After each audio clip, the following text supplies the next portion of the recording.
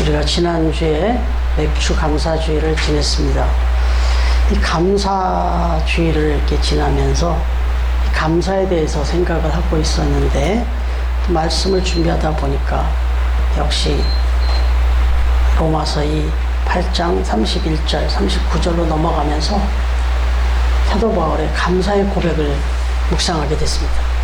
그래서 생각나는 건데 백악관을 기도실로 만든 대통령이라는 그 책을 쓴 바로 링컨 대통령에 대한 얘기를 쓴 그 전광 목사님, 그분의 책 중에 평생 감사라는 책이 이제 다시 한번 또 떠올랐습니다. 이 평생 감사라는 책 벌써 읽어보신 분들도 계실 거고, 워낙 또 나온 지도 좀 제법 됐습니다만 너무 많은 분들이 읽었습니다. 그 많은 도전도 받고 감사에 대해서 또 이렇게 새롭게 마음을 다졌다고 하는데, 여기에 나오는 그 서문에 나오는 유명한 이야기가 있어요. 어찌 보면 들어본 듯한데 아주 명쾌하게 정리를 해주셨는데 한번 따라해 봐 주시면 좋겠어요. 우리의 인생은 행복해서 감사한 것이 아니라 감사하기 때문에 행복한 것이다.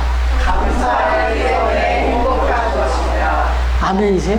아멘. 예, 이게 너무 평범해 보이는 표현인데 정말 잊지 않아야 될, 마음에 새겨둬야 할 만한 내용 같아요.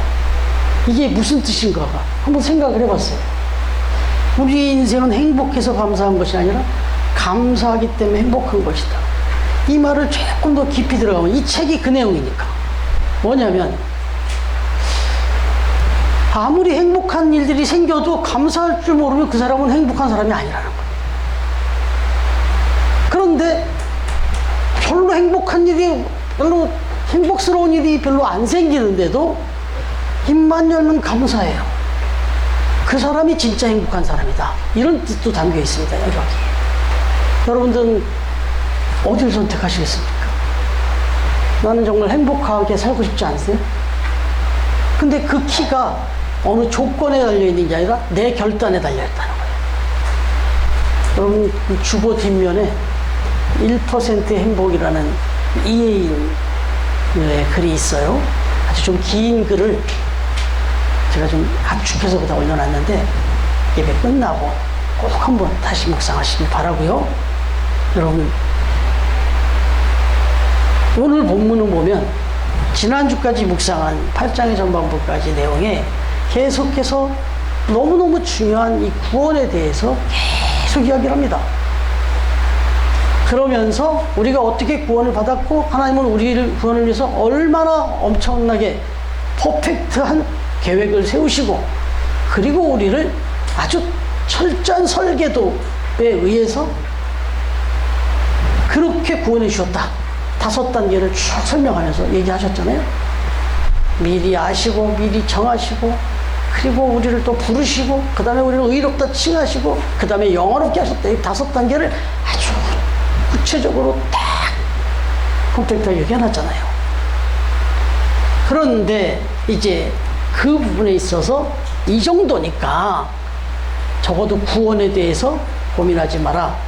제가 그래서 이 이야기를 말씀을 전하면서 한 10가지를 물었을 때 막 헷갈렸잖아요, 조금. 그런데 절대로 헷갈리지 마시라. 구원에 대해서 확실하게 확신을 가지라. 왜냐하면 나를 생각해보면 조금 헷갈려요. 이게 지금 내가 구원받은 건지 안 받은 건지.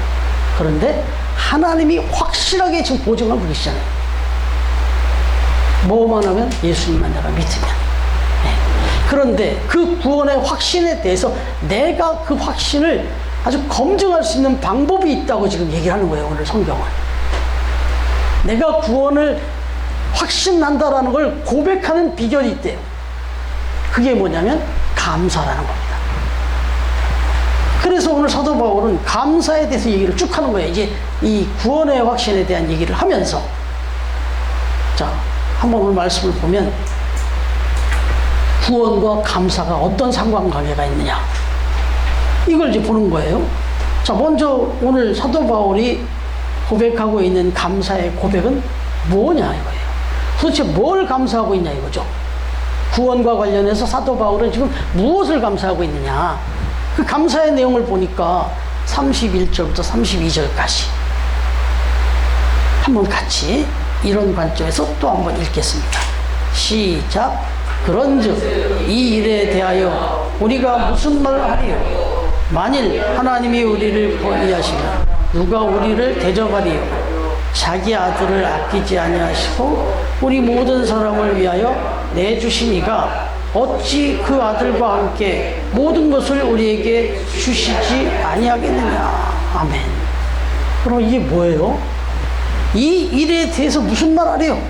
하나님이 우리를 이렇게 완벽하게 구원해 줬다는데 도대체 여기에 대해서 우리가 무슨 할 말이 있냐 이거예요.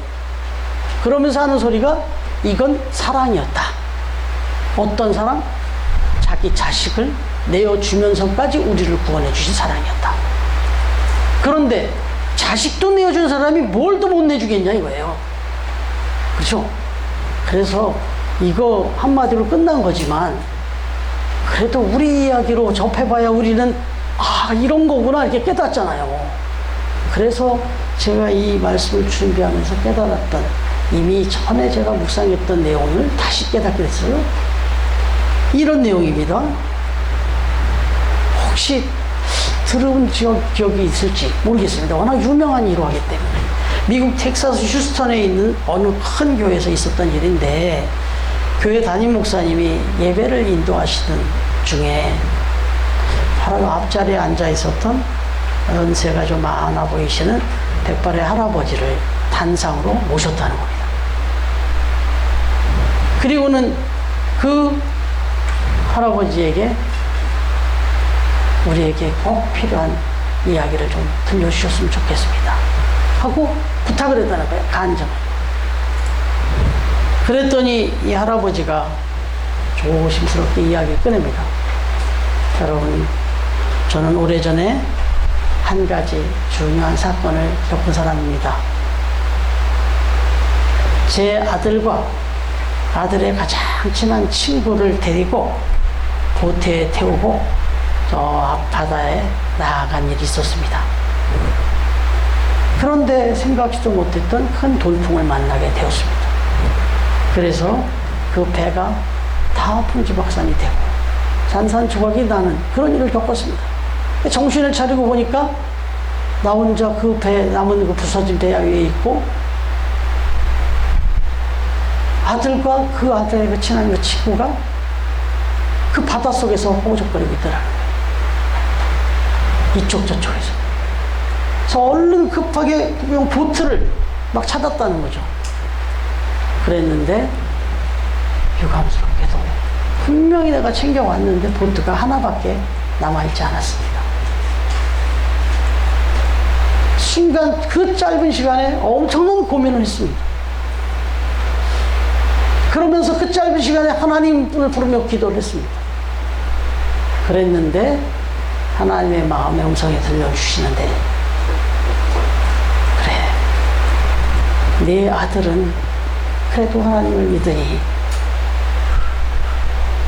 구원을 확실히 받을 것이고 천국에서 다시 만나게 될 것이다. 그러나 저 아들의 친구는 아직 구원의 확신이 없는 아이다. 저 아이를 구원해라. 이 마음에 음성이 들어오더라는 거예요. 그 짧은 찰나에 그 생각을 가지면서 더 이상 고민할 것 없이 그 아들의 친구에게 던졌답니다. 그 던지면서도 마음속에는 아들아 미안하다. 너는 내가 꼭 천국에서 만날 수 있는 확신이 있으니까 내가 저 아이를 구해야 되겠다. 그렇게 던졌다는 거예요. 그것들을. 그리고 나서 얼른 자기 아들을 돌아봤지만 벌써 물속에 잠기고 안 보이더랍니다. 그래서 결국 이 아들의 친구만을 살려서 돌아오게 됐는데, 오늘 여러분들 앞에 서서 말씀을 전하고 계신 이 목사님이 바로 그 아들의 친구입니다. 여러분, 이 이야기를 전해 듣는 순간에 이 이야기를 전하는 그 어르신도 모두 울음바다가 돼버렸다고 그래요. 그 목사님은 안 그렇겠어요? 그냥 다 울음바다가 됐다고 그래요. 여러분, 그 일이 있은 후에 이 목사님은 이 어르신을 생각할 때마다 내 아버지 이상으로 너무너무 존경스럽고 감사하고 늘 평생 감사함으로 그렇게 살지 않았겠습니까? 그러면 이 아버지는요, 이 어르신은 이 구원의 확신도 없는 그 아이 그렇게 죽어갔다면 그걸로 끝났을 것 같은 그 아들의 친구가 구원을 했더니 이 친구가 지금 목회자가 돼가지고 많은 사람들을 구원하는 일에 쓰임받고 있잖아요. 얼마나 보람있고 소중하겠어요. 또 무엇보다도 어쨌든 이 목사님이 그리고 그 성도들이 받았을 감사, 오늘 사도 바울이 지금 이야기하고 있는 이 예는 우리가 무슨 말 하겠느냐, 무슨 말이 더 필요하냐. 하나님이 자기 아들을 십자가에 못 박아 내어서 죽이면서까지 우리를 구원해 주셨다. 여기 무슨 말이 더 필요하냐 이거예요. 정말 여기에 우리가 반응해야 될 게 딱 하나 있는데 감사합니다. 이것밖에 없지 않겠냐. 사도 바울은 이 얘기를 하면서 이 감사가 바로 구원에 대한 확신이다. 이렇게 얘기를 하는 거예요, 사도 바울이. 여러분, 바꿔 다시 말씀드리죠. 바로 여러분 앞에 서 있는 제가 그 어르신이 구해낸 아들만큼이나 더 존귀한 구원함을 입은 아들이죠. 하나님께서 하나님의 자녀를, 예수님을 십자가에 내어주시고 구원해 준 사람이 저거든요. 그러면 여러분은요? 똑같잖아요.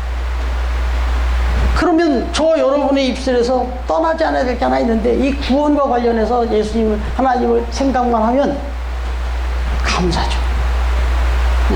그래서 내가 감사하며 산다. 적어도 큰 감사라고 할 수 있는, 가장 원초적인 감사라고 할 수 있는 하나님 앞에 이 감사함으로 산다면 그게 구원의 확신이에요.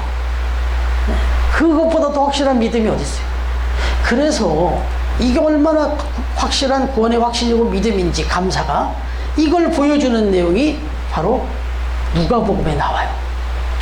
누가복음 17장 한번 들어가 보세요. 누가복음 17장 11절부터 19절까지 내용이 쭉 나오는데, 여기는 무슨 내용이냐면 한번 이렇게 찾아서 보시되 제가 좀 설명을 드릴게요. 예수님이 예루살렘으로 이렇게 지나가시다가, 여행을 하시다가, 예수님의 그 당시에 여행은 그저 전도하러 다니셨으니까 그렇게 가는 길 중에 아주 우연스러워 보여요. 또 누굴 만나냐면 10명의 문둥병자들을 만납니다. 원래 그 당시 율법적으로 문둥병자들은 멀리서 누가 정상적인 사람들이 이렇게 오면 자기들은 질병을 가지면 막 이렇게 외쳐서 나는 문둥병자다, 이걸 외쳐서 막 못 오게끔, 떨어지게끔 하고 자기들이 또 눈에 띄게 다니면 안 되는 건데, 고의적이에요. 다분히 예수님이 그리 갔어요. 그래갖고 그 10명의 문둥병을 만납니다. 그래갖고 그 문둥병자 10명의 문둥병을 고쳐주시는 기사가 나와요. 순식간에. 그 능력이 되시니까. 그랬는데 각각 흩어지면서 그 자기가 이제 문둥병이 나왔다는 거를 막 제사장들한테 보이고 이렇게 하니까, 가다 보니까 이미 그 앞에서 고쳐주는 게 아니라 가는 길에 다 나음을 입었는데 10명이었는데 한 명이 돌아옵니다. 가다가 자기가 나음을 보자마자 누구부터 생각했냐면 나를 낫게 해주신 그분, 그 예수님이 생각난 거예요. 그래가지고 열일 제치고 가다가 그냥 막 돌아옵니다. 그래가지고 말씀을 보니까 16절 19절에 보면 이렇게 써 있어요. 한 사람이 예수의 발 아래 엎드려 감사하니 그는 사마리아 사람이라, 이렇게 나와요. 그런데 그 다음에 이어지는 예수님의 말씀이 예수께서 대답하여 이르시되 10사람이 다 깨끗함을 받지 아니하였느냐. 그런데 그 9은 어디 있느냐. 이 이방인 외에는 하나님께 영광을 돌리러 돌아온 자가 없느냐 하시고 그에게 이르시되 일어나 가라. 네 믿음이 너를 구원하였느니라. 이렇게 말해요. 여기서 믿음과 구원이 나오는데 이 사람이 누구예요? 이방인이래요. 하나님도 잘 모를 만한 사람. 그런데 그런 사람이 돌아와가지고 예수님께 감사를 했대요. 그랬더니 그걸 네 믿음이라고 얘기합니다. 믿음이라고 얘기하고 그 다음에 하는 소리가 그 믿음이 너를 구원했다 이렇게 말합니다. 여기서 그냥 정리 끝났잖아요. 아, 이 사람이 한 일이 뭔데요? 감사했어요. 자기를 구원해 주신 것, 자기를 낫게 해주셨다라는 그 확신으로 그 예수님께 감사하러 왔어요. 이건 100% 이분이 날 낫게 해주신 거라고. 9명은 어땠을까요? 아, 이거 내가 사실 나을 때가 됐었나 보다. 뭐 그런 생각할 수 있고, 뭐 어떻게 저 사람이 뭘 해서 낫다고 생각이 안 돼. 뭐 여러 가지 생각할 수 있고, 아유 뭐 낫지만 뭐 내가 굳이 또 그까지 가고 막 그냥 뛰어가서 그 기쁨을 누리고 막 가족에게 알리고 뭐 이러고 싶고 제사장에게 보이고 싶고 이런 정도가 있지 감사가 앞서지 않았잖아요. 그런데 이 사마리아 사람 이웃은 딱 자기가 나음을 입자마자 딱 생각한 게 예수님이었어요. 그리고 저분이 나를 낫게 해줬다는 100% 확신을 갖고 저분한테 감사하러 왔어요. 그랬더니 그게 믿음이다. 이렇게 말씀하시고 그게 너를 구원한 거다. 감사가 믿음이고 믿음이 너를 구원한 거다. 이렇게 딱 정리를 해주셨어요. 뭐 신학교 가면 구원론만 한 학기 동안 2학기 동안 배워요. 막. 근데 정리해놓으면 이거 끝났잖아요. 이거. 뭐 복잡할 게 없잖아요. 저와 여러분이 바로 그런 분들이다. 여러분, 그래서 오늘 말씀을 보면 뭐라고 얘기하냐면 33절부터 37절까지 같이 다시 한번 읽어보겠습니다. 33절부터 37절까지 어떻게 고백을 하냐 한번 같이 읽겠습니다. 시작. 누가 능히 하나님께서 택하신 자들을 고백하리요. 의롭다 하시는 하나님이시니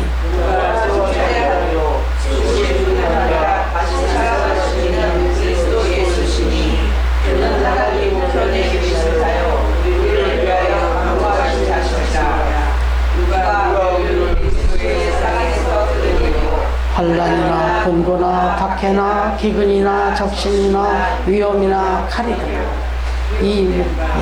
계속해서. 우리가 주의 주를 위하여 주님을 하게 되며 도설당하지 않지 영을 받았나이다. 사과 같으리라. 그러나 이 모든 일에 우리의 사랑하시는 말미암아 우리가 넉넉히 이기느니라. 아멘.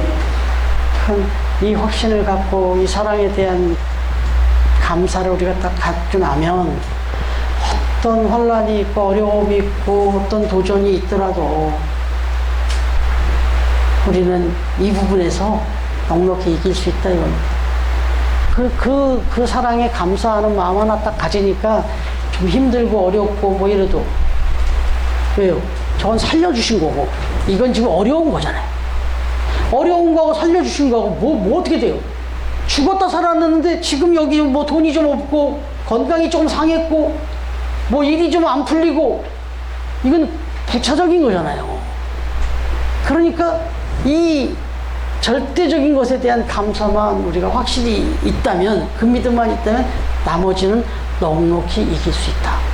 그리고 하나님의 사랑이, 예수 그리스도의 사랑이 우리를 계속해서 지켜주실 것이고 아들까지 내어주신 그 사랑으로 뭐는 안 해주시겠냐. 이 믿음, 이 확신을 가지고 감사하며 그렇게 살아가라, 그 얘기입니다. 그래서 이 평생 감사라는 책 얘기했잖아요. 이 책의 서문에 또 추천사가 있었는데, 그 추천사에 보면 그 남서울 은혜교회를 이제 은퇴하시고 지금 미랄재단 수서의 그 함성병원 앞에 거기서 또 복지사역을 열심히 하고 계시는 홍정길 목사님이 계신데, 그분이 이 평생감사라는 책의 추천사에다가 이렇게 써놨어요. 한번 따라해 봐 주실래요? 종은 7대 종이고 7대 종이고 장작은 타오를 때 불이다. 타오를 때 불이다. 믿음은 감사할 때 믿음이다. 감사할 때 믿음이다. 예, 아멘. 예, 여러분, 내가 믿음이 좋은 사람인지, 내가 좀 믿음이 약한 사람인지, 아니면 믿음이 없는 사람인지는 내 입술에서 감사가 끊이지 않는지, 뜨문뜨문 나오는지, 도무지 감사가 없는지, 이 생각하시면 내 믿음의 상태가 나옵니다. 그리고 거기에서 조금 질을 높여서, 눈을 높여서 내가 감사하는 내용들, 그 내용들이 그저 이 세상에 먹고 살고 따라가는 요거 가지고 감사하고 있느냐, 아니면 조금 더 눈을 높여서 믿음의 감사를 드리고 있느냐, 이 부분으로 저와 여러분의 믿음이 검증될 수 있다는 건 사실 기억하시면서 정말 하나님 앞에서 우리 오늘 주신 말씀의 마지막 부분 이제 38, 39절을 좀 같이 한번 읽어보시면 오늘 말씀 그대로 보면 그대로니까 제가 또 합니다. 자, 38, 39절을 다시 한번 읽어보겠습니다. 시작. 내가 확신하시니 사망이나 생명이나 천사들이나 권세자들이나 현재일이나 장래일이나 능력이나 높음이나 기품이나 다른 어떤 피조물이라도 우리를 우리 주 예수 그리스도 안에 있는 하나님의 사랑에서 끊을 수 없으리라. 아멘. 아멘.